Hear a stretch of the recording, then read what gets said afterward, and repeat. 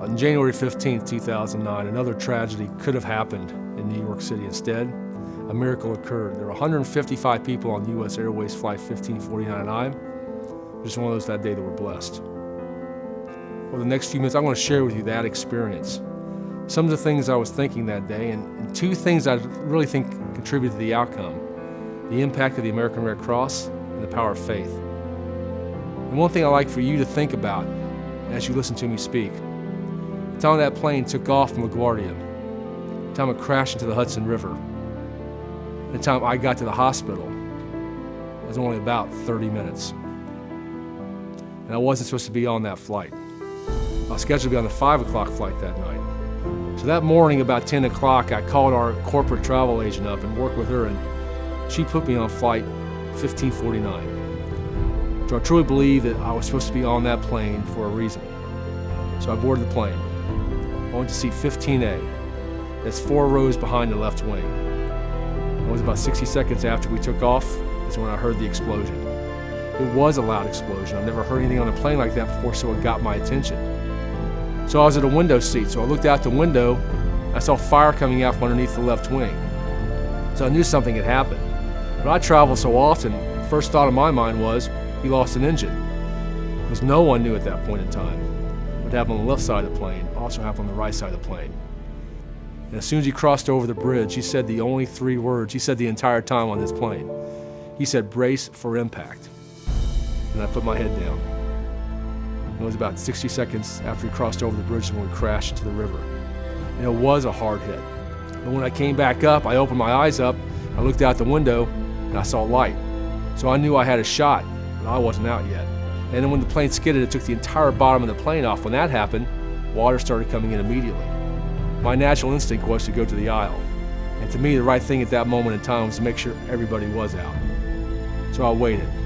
It wasn't like a minute, it wasn't like 30 seconds. You gotta remember, things are happening very quickly. The term I've used is controlled chaos. And as far up as I could get was 10F. I started making my way out the exit door.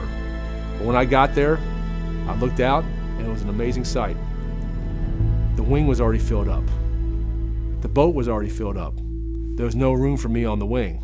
And I always stop. I always want to thank my mom and dad at this point, because you know what? If they hadn't had enough forethought when I was a child to give me swimming lessons from the American Red Cross, I'd never been able to get off this plane. So I got on the side, and I jumped in the water and started swimming to the closest boat that I could find.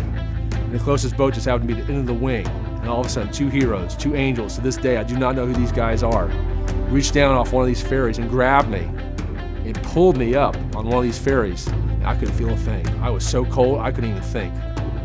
So when we hit shore, there were 3 people waiting for me.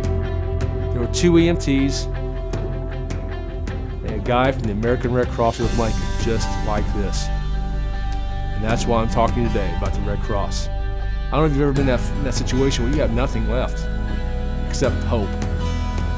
So somebody from the American Red Cross went out in the middle of the night, 2, 3 o'clock in the morning, and got me some sweats to wear overnight, so I had something to wear the next morning.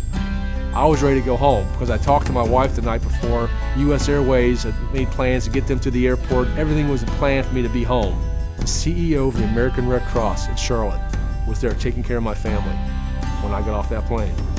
And that is why I speak nationally now for the Red Cross. Because I don't know who's going to get impacted. The Red Cross impacts people every day. Who am I going to impact today? And that's why I do what I do with the Red Cross. They take people who are suffering, whether it's a fire, whether it's a tornado, whether it's a hurricane, whether it's a military situation. They help people get through it, endure through it. They have hope going forward that life will be better for them because of the Red Cross. But in 14 hours on January 15th and January 16th, I had 3 Red Cross experiences. And the most important one was the Red Cross taking care of my family. I never thought I needed the Red Cross, but now I know why I need the Red Cross and why you need the Red Cross. Please consider giving anything you can, because you never know when that day may come for you.